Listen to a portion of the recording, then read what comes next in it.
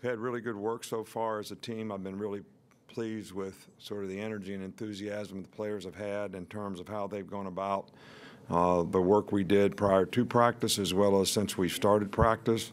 We practiced Friday, Saturday, Monday, Tuesday, and today. So I think it's important that, players have a vision of what they want to try to accomplish, the opportunity that they've created for themselves, and a vision of what they want to try to do, and that's everybody in the organization. And then everybody's got to take ownership to try to do their job and be responsible for what's expected of them, which goes for me, the coaches, all the players. And then everybody's got to have faith, trust, and confidence in themselves and their ability to do it relative to the challenge they have with the team that we're playing. And they have to have faith, trust, and confidence in their teammates. So we actually started working on Clemson yesterday as if it was a Monday practice. So we'll continue to do that for the rest of the week. And Friday will be our last practice day, and then we'll be off 3 days for Christmas. We'll practice here on the 26th. We'll leave on the morning of the 27th to go to New Orleans, and we will, practice there. From an injury standpoint, I'm sure everybody heard about, Dylan Moses' foot injury, which required a pin in his foot, very similar to what Mac and LeBron Ray had, same kind of injury. So he'll be out indefinitely. Those guys, all were out for 3 to 4 weeks before they could do much. And Deonte Thompson had a lower leg bruise, but he actually practiced today. So it's not really a problem.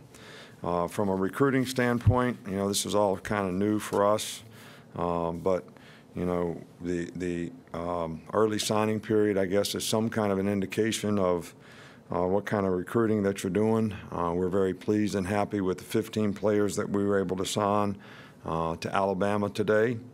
I think there's a lot to do to finish this class, and we can only take 23 guys this year, so we basically have 8 spots left. I think these signings today represent a lot of hard work. And, the coaches did a good job, a lot of our players, the team we have here at Alabama, the academic folks, when these guys visit, our administration, all did a very good job. So we've kind of identified our needs, and hopefully we'll be able to continue to finish with a lot of good players who are left out there that are going to wait till February or maybe sign in the next 2 days. But we really can't comment on that. Josh is going to give you guys a release on these 15 players. So that'll give you probably the information that you need on each and every one of these players.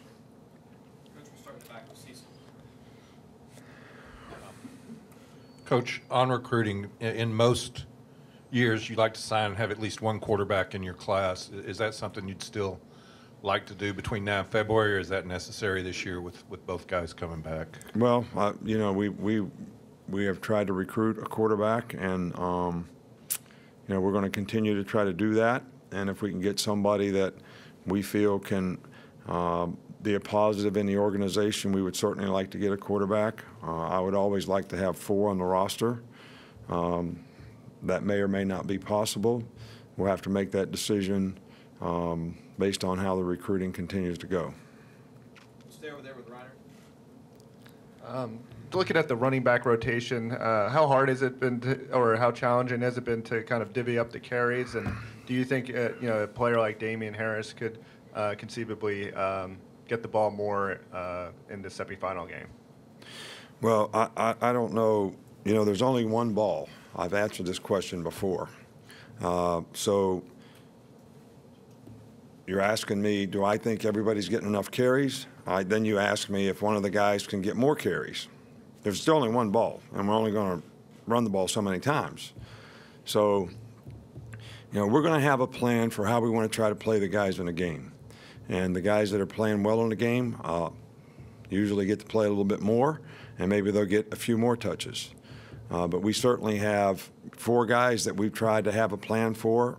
3 of them have played, pretty extensively and all made a real significant contribution this year, and we want them to continue to do it. But what I talked about earlier, of everyone taking ownership for whatever their job is in this game and whatever opportunities they get, we want them to be very well prepared so that they can go out there and do a great job, and that would be the same case whatever the role is for these running backs.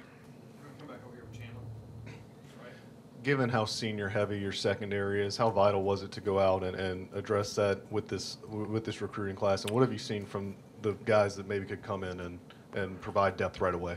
Well, I think that we still feel like we're recruiting several other defensive backs, and I think, we're probably going to lose 5, maybe more. So we would like to replace that many guys. So whether that's going to be possible or not, I don't know. I know that we're recruiting several other guys that we feel like are really good players that may be able to contribute to it. We feel really good about the 3 players that we got today that are DBs. We feel like they're all really, really good athletes, really good players. Jalen Armour-Davis, we think, is a very skilled guy. Savion Smith is here and practicing, and we can see with our own eyes that he's going to be a very good player. And Josh Jobe is, was one of the target guys that we've had, all year long. And like I said, there's still other guys out there that we think are very good that could help us in the secondary as well. Back over to John Senior, front middle. This is more of a big picture question, but Clemson lost about as many really key players on offense last year as you guys did on defense. What does it say about the stability of a program that you can kind of not miss much of a beat even when losing that kind of talent? Well, we're pleased with the way some of the guys on our team accepted the challenges of their new role on the team, and those guys made progress and improved throughout the year and played very well for us. But we still have a tremendous amount of respect for some of the guys that we lost and the great job that they did in their careers here at Alabama. From Clemson's standpoint, they have really good players. They recruit well. And the guys that they've had step in on offense have done a fantastic job for them this year, starting with the quarterback, the receivers, the new running backs. Those guys have all been very effective for them, and they are almost as productive offensively as they were a year ago. Back over here with Charlie. You mentioned Savion. Just how much does his past experience kind of potentially help your secondary for the future? Well, I think anytime you get a guy that's played in major college football games before and probably knows a little bit more about what it takes, probably has a little more maturity, I think that's always probably a positive for a guy in terms of his readiness to come in and play. But we're excited that he's here, and we're excited to have the opportunity to work with him even in this time, which is a little more difficult now that we're working on an opponent. But he's still out there getting reps, and we're still trying to coach him and teach him what he needs to know to make a contribution. Come in the middle here with Michael. It's now that this early period is winding down, how does the dynamic change moving forward with the second phase of that recruiting calendar leading up to February? How's that different this year? Well, I can't tell you because I've never done it before. I just know there's a lot of stuff going on here right now, trying to prepare for a playoff game, trying to recruit. The intensity in recruiting in December and the schedule was much more hectic and much more difficult relative to trying to see more players who you thought were going to sign at mid-year or sign early, maybe even if they weren't mid-year guys. It's different. So I would say now that we're going to recruit the rest of this recruiting cycle pretty much like it's been in the past, because there's just going to be a smaller pool of players. But I can't answer the question because I have no experience at this. We'll finish up here with Alex unless we got anything else.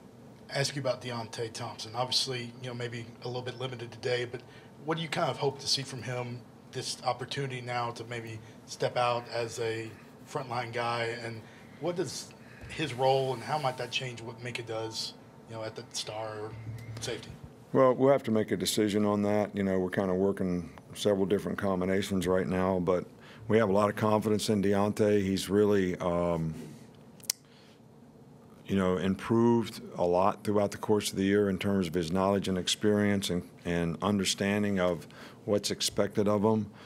He has really good range, and, you know, we need him to play well for us, and we certainly feel like he's capable of doing that. And when he's had the opportunity to play this year, he's played well for us. So I'm not happy that, you know, Hootie's not going to be here, and he's a senior, and we'd love to see, you know, him be able to compete in these playoff games. But, you know, excited for Deonte and the opportunity that he may have.